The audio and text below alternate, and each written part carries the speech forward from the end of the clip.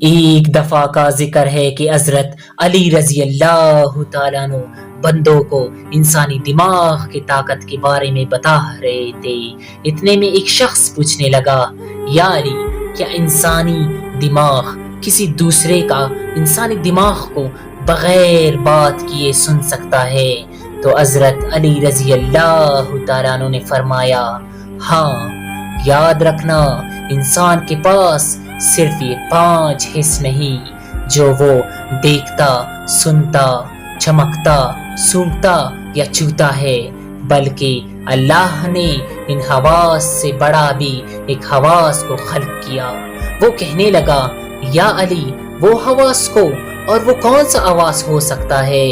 تو حضرت علی رضی اللہ تعالیٰ عنہ نے فرمایا، یاد رکھنا جب انسان اپنے دماغ میں کسی چیز کے بارے میں سوچتا رہتا ہے تو وہ سوچ کا اثر اس کے آس پاس کے لوگوں کے دماغ پہ پڑنے لگتا ہے، اور یوں ایک دائرہ قائم ہو جاتا ہے اور دوسرے لوگ اس سوچ کے اسیر ہونے لگتے ہیں، اور وہی سوچ گھر کے ماحول، محلے اور انسان کی شخصیت پر اثر کرتی ہے۔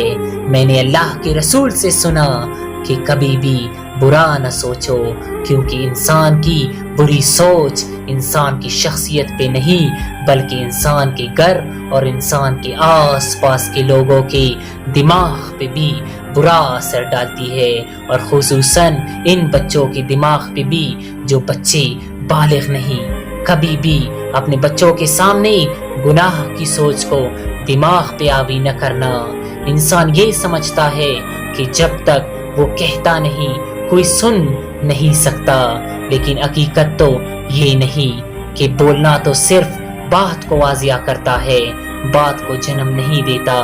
اللہ نے انسان کے دماغ میں ایسی طاقت کو عطا کی ہے جو کسی کی بھی دماغ کو چلتے ہوئے خیالات کو محسوس کر سکتی ہے۔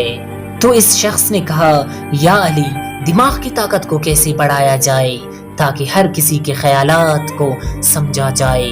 تو حضرت علی رضی اللہ تعالیٰ عنہ نے فرمایا، یہ طاقت تقوی، پرہیزگاری سے بڑھتی ہے۔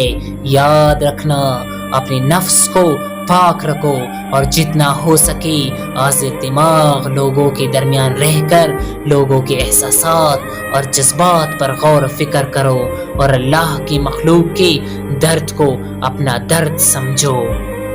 اور جب یہ اوصاف تمہارے وجود میں پائے جائیں گے تو تمہارے دماغ کی طاقت، جسے تم دوسروں کی دماغ کے خیالات جان سکو گے، وہ بڑھتی جائے گی، اور یوں تم بغیر سنی لوگوں کی باتوں کو معلوم کر سکو۔